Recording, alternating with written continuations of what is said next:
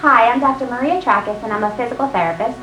Hi, I'm Dr. Susann Clothier, and I'm a chiropractor. And we're both clinicians at Piriformis Spine and Sports Medicine. Today we're here to talk to you a little bit about sciatica. So what are the objectives of our talk? Essentially, we're going to talk about sciatica. We're going to define it for you. We'll discuss some common causes. We'll review the basic signs and symptoms, go over how a diagnosis is made, and then we'll talk a little bit about treatment options, both chiropractic and physical therapy. Some basic back facts. Essentially, 70% of individuals who have some back pain at any point in their lives, out of those, 25% will have symptoms of sciatica. The prevalence of a lumbar or low back disc herniation is between 1 to 5%, and the estimated annual costs in 2000 were $100 billion, and that is steadily increasing. So what is sciatica? Sciatica is not a diagnosis, but rather it's a set of symptoms. Essentially, it results from compression or irritation of either spinal nerve roots or the sciatic nerve. So essentially, when you hear the word sciatica, it pretty much just means that you have pain in the back of your leg, but the causes can be many. So what is the sciatic nerve? The sciatic nerve is composed of nerve roots from L4 to S3. The nerve roots run through the greater sciatic foramen of the pelvis, through the gluteal muscles, below the piriformis muscle. Once it passes the piriformis, it runs deep to the gluteus maximus, midway between the greater trochanter and ischial tuberosity. In some cases, the sciatic nerve actually pierces the piriformis muscle rather than passing above or below it. So what are some common causes of sciatica? Disc herniations occur in about 90% of people, so it's the most common cause, closely followed by spinal stenosis, piriformis syndrome, pregnancy, and weight gain. Disc herniation, as I mentioned, is about 90% of sciatic cases. Essentially, the disc causes pressure on the lumbar or sacral nerve roots. There's swelling of the nerve and of the surrounding structures causing pain.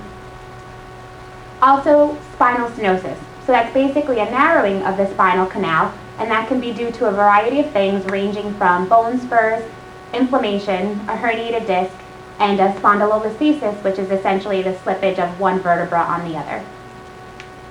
Pregnancy and weight gain kind of fall into similar categories. They both result in excessive weight gain in the front of the abdomen, causing more pressure on the sciatic nerve, and tumors or trauma can also cause the same.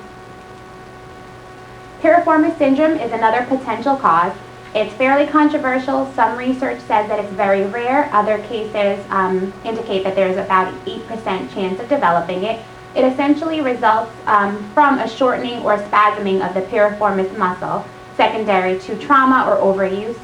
They often call it the wallet sciatica, essentially from keeping a wallet in your back pocket and then sitting on that for long periods of time can inflame that piriformis muscle, causing pain. If your physician, your chiropractor, or physical therapist indicates that the nerve root is not the problem, then this is likely a potential cause. So the piriformis muscle, it is clinically significant because of its proximity to the sciatic nerve. It may become inflamed and spastic and compress the sciatic nerve right in that area and cause the pain to go along the entire course of the nerve, originates from the sacrum and inserts into the greater trochanter to the femur, could cause particular pain right down that posterior thigh.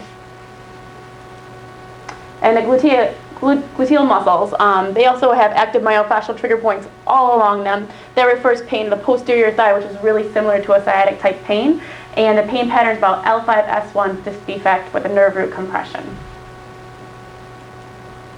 So this is an example of what a trigger point may feel like if you have one. The bull sticking his horn right up in you. So signs and symptoms. Pain in the buttocks or leg, worse when sitting. Burning or tingling down the leg, weakness, numbness, or difficulty moving the leg or foot, constant pain on one side of the buttocks, and a shooting pain that makes it difficult to stand up with a straight leg. And how is sciatica diagnosed? Here at Piriformis Spine and Sports, we use a lot of orthopedic tests, provocative tests, whether you're a chiropractor or physical therapist. These are some of the examples of the tests that we may do to determine whether it's sciatica, herniated disc, stenosis, anything like that. We also do EMG, which is nerve testing, also X-ray and MRI for diagnosis.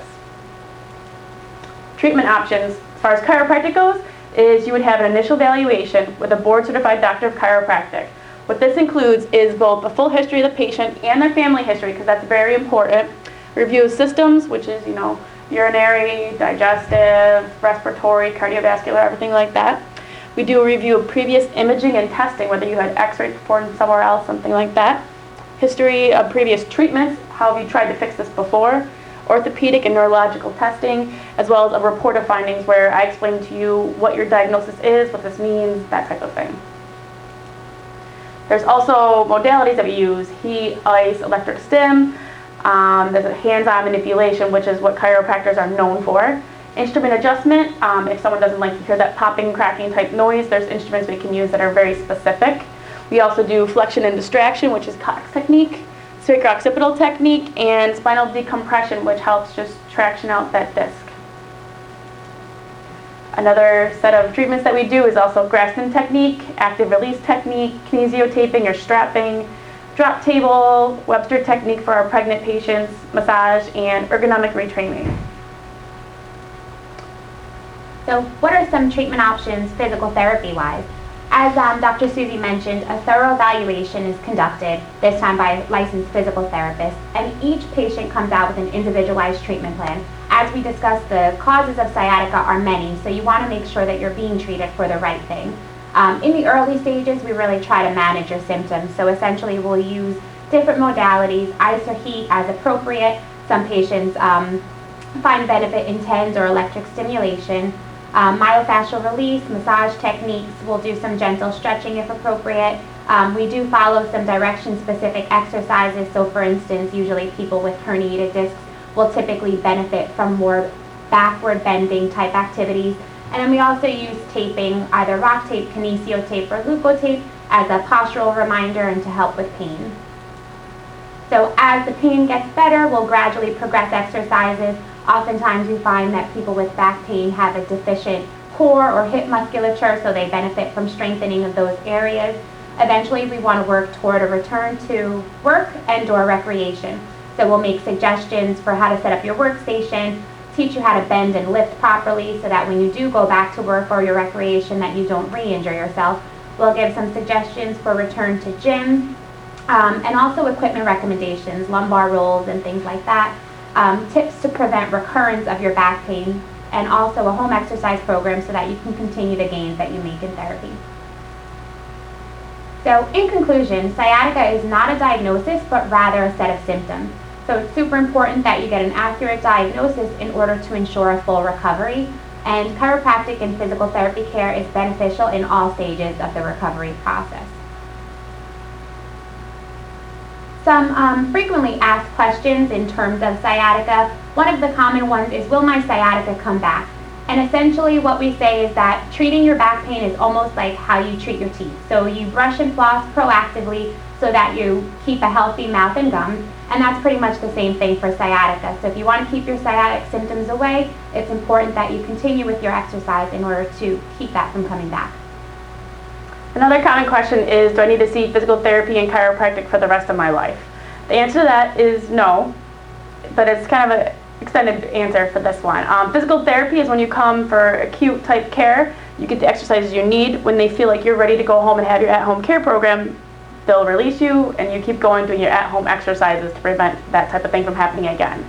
Chiropractic, same thing. My main goal is always to get you about 50% better, and then from there another 50% better, another 50% better, so on and so forth. A great thing about chiropractic is also maintenance care. Just like the brushing your teeth example, you want to make sure your spine is moving and everything, all the joints are moving correctly, that you prevent this from happening again. So a little maintenance care doesn't hurt, just like brushing your teeth every day. One of the other most common is, can I return to the gym after an episode of sciatica? So the short answer is yes. Usually what we like to do is simulate your exercise activities either in the gym if possible, or have you return back to your workouts and then let us know how you're feeling. So we try to recreate exercises that mimic the type of activity you're trying to return back to. Essentially, we don't suggest that people go back to their routine if they're having pain on a daily basis. So we want to certainly get you out of the acute pain, and definitely with the goal of getting you back to your exercise pain-free. And the final question is, should I do physical therapy and chiropractic at the same time? We found that we get amazing results when we do physical therapy and chiropractic in the same visit. Physical therapy can work on function of the muscles, of the joints, everything like that, and then chiropractic, we work on the structure to make sure everything's structurally is where it should be and that the joint is moving correctly. So it's a great combination if you can do it. We thank you very much. Thank you. If you have any questions, feel free to contact us.